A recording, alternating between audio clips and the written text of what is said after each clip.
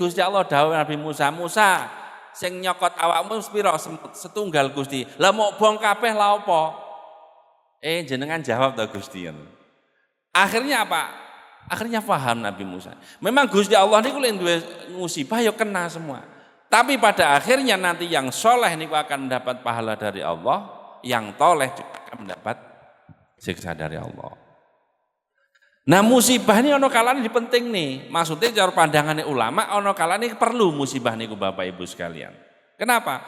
Karena jika tidak ada musibah, semua itu bebas. Yang zalim juga akan bebas. Tapi dengan adanya musibah, yang soleh takut, yang zalim juga takut.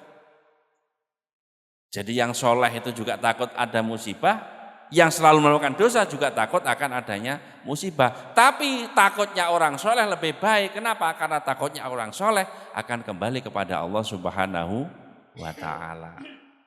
Takutnya orang zalim, ya malah adoh ning Gusti Allah. Jadi tetap diapa-apakan kalau kena musibah, orang yang soleh tetap menang. Itu yang pertama. Yang kedua, Gusti Allah juga dawuh teng Al-Qur'an. Ma asaba min musibatin fil ardi wala fi anfusikum illa fi kitabim min qabli an nabraha inna dzalika 'ala Allah yasir. Sebenarnya kita itu sebagai makhluk sebagai hamba Allah yang mukmin, yang pasrah, yang Islam, itu tidak perlu khawatir. Karena sesungguhnya apapun musibah yang mengenai bumi ini ataupun musibah kecil yang mengenai diri kita, ma asaba min musibatin fil ardi wala fi anfusikum illa fi kitabim min qabli an nabraha, kecuali itu sudah tertulis di Lauhul Mahfuz. Sajane pun tertulis, Pak. Jadi lo ngapain kita susah-susah? Jadi musibah yang terjadi pada kita pun ditulis oleh Gusti Allah. Tanggal sekian akan terjadi banjir, tanggal sekian akan meninggal, tanggal sekian akan terkena longsor. Itu pun ditulis oleh Allah. Lah tujuannya apa? Tujuannya likaila ta'sau ala ma fatakum wala tafrahu bima atakum. Karena kita sudah sadar yakin bahwa itu sudah garisnya Allah, maka likaila ta'sau ala ma fatakum, supaya kita tidak terlalu susah terhadap apa yang hilang pada diri kita. Kita terkena musibah, misalkan sepeda hilang, akhirnya tidak terlalu susah karena pun dikersakne Gusti Allah sudah ditulis di Lauhul Mahfuz. Begitu juga wala tafrahu bima atakum, jangan terlalu bangga terhadap apa yang Allah berikan kepada kita. Syukur kowe maksiat kena musibah, aku kan aman. Jangan. Karena ketepatan kita pas ditulis tidak terkena musibah. Nah pada akhirnya apapun yang terjadi itu memang kulkun minillah biadillah, sudah kersane Gusti Allah. Gusti Allah. Gusti Allah. Loh Pak Ustadz, niku kan karena longsor, banjir itu kan karena penggundulan hutan. Nggih Bapak Ibu sekalian. Niku ming sunnatullah. Jadi Gusti Allah niku nggadahi lek wong sing percaya ning Gusti Allah jenenge hukum alam. Hukum alam lek gak menyertakan Gusti Allah. Tapi niku asline sunnatullah, sunnatullah niku. Jadi air mengalir ke bawah. Nanti kalau hutan gundul tidak ada yang meresap menahan air akan terjadi banjir, niku sunnatullah. Nah Gusti Allah niku memang di dunia ini membikin seperti itu. Dibikin seolah-olah itu memang hukum alam seperti itu. Tetapi bagi orang yang beriman, kita harus yakin kuwabeh niku kersane Gusti Allah. Lek wong gak iman yuk menghilangkan Allah. Kenapa? Karena sebenarnya ngeten nyuwun sewu Bapak Ibu. Apakah kita kemudian mampu menghalangi hujan yang sedemikian derasnya? Tidak ada yang mampu. Niku hujan sing gawe Gusti Allah. Makanya teng Al-Qur'an wa kanal insanu dhaifa, manusia niku dhaif. Kemudian wa kanal insanu jahula, manusia juga bodoh. Ya bodoh ya dhaif. Maka jika terjadi musibah kita harus malja atau mengungsi kepada Allah Subhanahu wa Ta'ala. Karena seorang mukmin itu harus punya pandangan Bapak Ibu sekalian bahwa orientasi orang mukmin itu Allah, yang penting itu Gusti Allah. Jangan diri kita. Niku lek pun sudah orientasi niku Allah, insya Allah hidup niku akan tenang, sadar. Misalkan nyuwun sewu ngeten, ini contoh ini. Jika terjadi musibah kados ngoten ya. Jika terjadi musibah kemudian kita juga kehilangan harta, mungkin kehilangan sanak saudara misalkan ya. Niku Allah sedang menunjukkan Allah sedang menunjukkan madzahirul jamal apabila Allah kebaikannya kepada kita, madzahirul jalal menunjukkan kekuasaan Allah bila kita tidak mampu membendung. Jadi ngoten mawon. Jadi musibah yang terjadi pada diri kita di Aceh misalkan, Allah sedang menunjukkan madzahirul jalal, ini kekuasaannya Allah. Allah kuasa, maka kita kembali kepada Allah. Tapi kalau kita mendapatkan nikmat, maka Allah sedang menunjukkan madzahirul jamal. Kados teng Syekh Ibnu Athaillah niku lho. Jadi mata atoka asyhadahu birrohu wa mata mana'aka asyhadahu qahrohu. Jadi manakala Allah memberi kita sesuatu nikmat, bahagia, harta, maka Allah sedang menunjukkan kepada kita kebaikan Allah. Niku sifatnya Allah. Kemudian manakala Allah sedang menguji kita, memberi musibah atau tidak memberi nikmat kepada kita, asyhadahu qahrohu. Allah sedang menunjukkan sifat kekuasaannya Allah. Niku nggih sifatnya Allah. Lho bukankah Allah zalim Ustaz lek ngoten? Kita sudah menyembah pada Allah, berbuat kebaikan, tapi kenapa tetap dibalas musibah, Ustaz? Nah, istilah zalim boten zalim niku lah istilah manusia. Nah, lillahi ma fis samawati kan semua ini kan miliknya Gusti Allah, Bapak Ibu sekalian. Yun saya misalkan anak-anak itu, anak-anak punya mainan. Anak itu misalnya punya bongkar pasang, di sini gunung, di sini macam-macam itu. Kira-kira misalkan dipasangkan yang ini jelek, bajunya bagus, atau sebaliknya gunung kemudian dirubah sama anaknya. Kira-kira salah apa enggak? Enggak salah, wong di milik dia. Yang main siapa? Yang main juga dia. Salah itu karena ada sudut pandang manusia. Karena manusia menganggap itu salah, menganggap itu tidak sesuai hukum akalnya manusia. Tapi kalau ini semua miliknya Allah. Allah berkehendak, niki wis anu mawon, diwehi nikmat. Ini diwehi musibah mawon. Apa yang salah? Tidak ada yang salah. Karena semuanya milik Allah.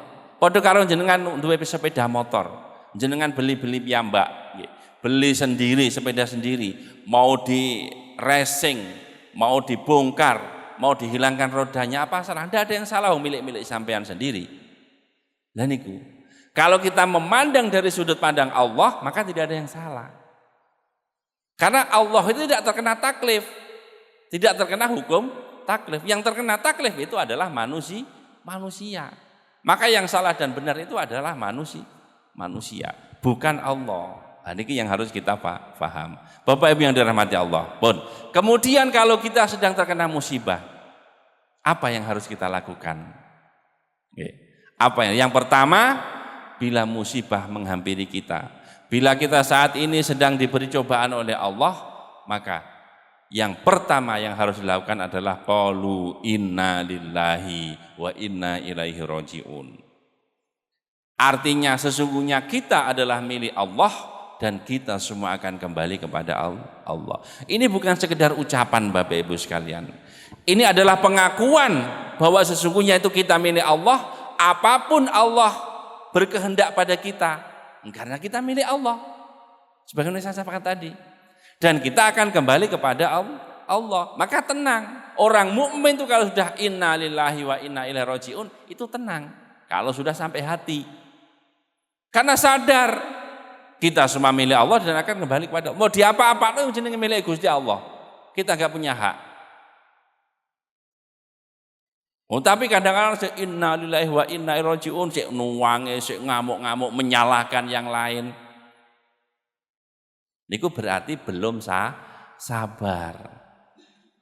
Nah, sabar itu ya wis inna lillahi wa inna ilaihi rajiun itu hakikatnya sabar.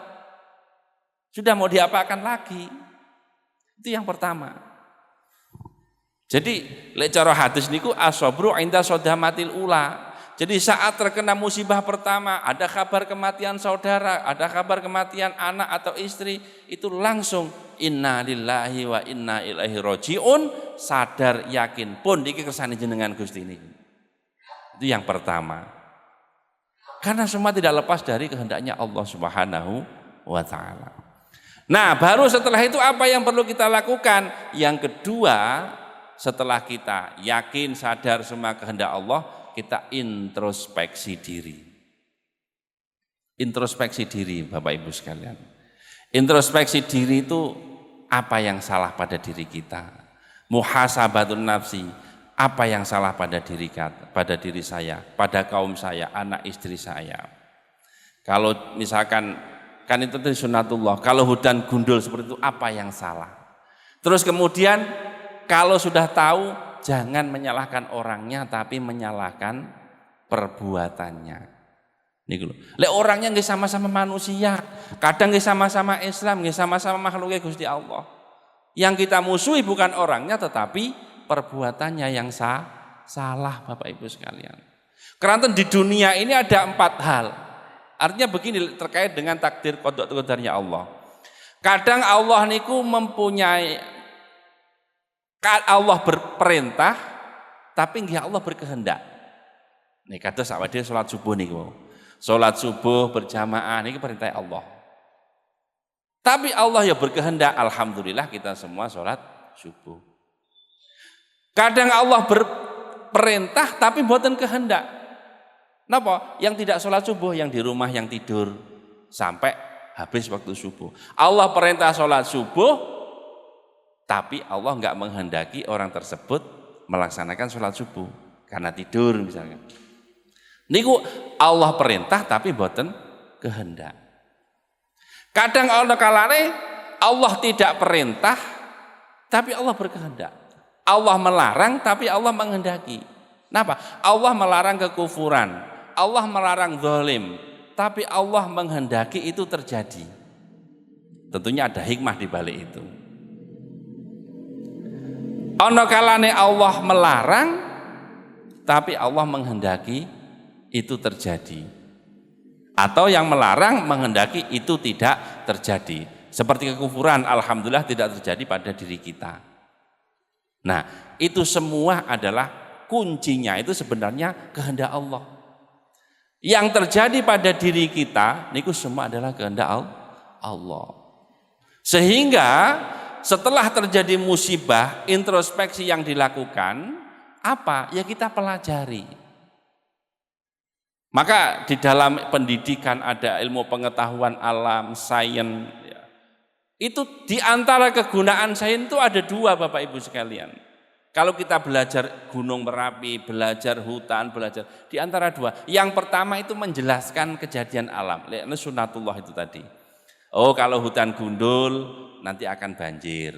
Oh kalau Merapi itu sudah skalanya sekian nanti akan meluap. Itu tujuan atau diantara kita mempelajari untuk menjelaskan.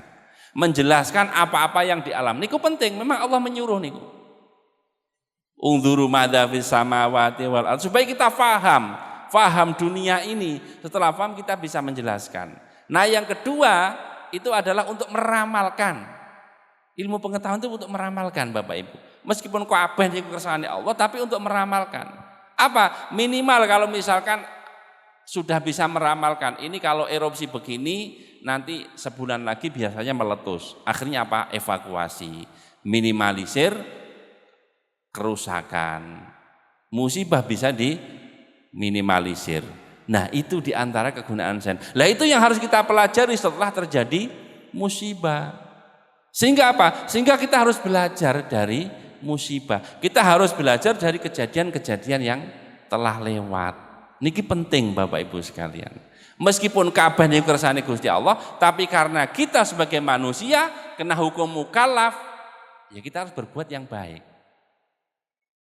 Kita harus berbuat yang baik. Sama oleh Imam Ghazali misalkan, Imam Ghazali terkait dengan ihya niku wonten. Jika seseorang melihat maksiat itu sesuatu yang dilarang Allah, Maka pertama yang harus dilakukan hati, karena kita orang iman, itu sudah kersani Gusti Allah. Jika melihat maksiat, ya Allah niku pun kersani jenengan. Tetapi karena secara zahir kita hukum wajib amar ma'ruf nahi munkar, maka kita harus mencegah maksiat itu. Maka orang yang amar ma'ruf nahi munkar itu tidak dengan nafsu. Karena sudah yakin itu sudah kehendak Allah, aku diperintah oleh Allah untuk mencegah kemungkaran, berbuat baik, maka itu dilakukan. Saderma mukallaf karena itu diwajibkan. Sama kita sholat nggih ngoten Bapak Ibu sekalian. Kita sholat saderma nglakoni perintah Gusti Allah. Hakikatnya apa? Hakikatnya hati itu sudah harus tunduk duluan sebelum kita melaksanakan sholat. Maka muslim itu artinya adalah pasrah. Mukmin itu sudah percaya semua dari Allah. Okay. Maka tadi yang sudah kembali lagi bahwa jika terkena musibah, yang kedua yang kita lakukan adalah kita introspeksi diri, ikhtiar, berusaha ke depan supaya tidak terjadi lagi. Yang ketiga, yang terakhir yaitu kita tawakal kepada Allah. Tawakal kepada Allah dalam arti semuanya ini kita kembalikan kepada Allah. Nek wis usaha maksimal, kita tinggal memasrahkan semuanya kepada Allah Subhanahu wa taala. Mudah-mudahan kita semua yang hadir di sini diberikan kekuatan, keimanan untuk bisa menjalani kehidupan ini, untuk bisa pasrah kepada Allah. Orientasi kita adalah Allah Subhanahu wa taala. Amin amin ya rabbal alamin. Dari saya kurang mohon maaf. Akhiran, assalamualaikum warahmatullahi wabarakatuh.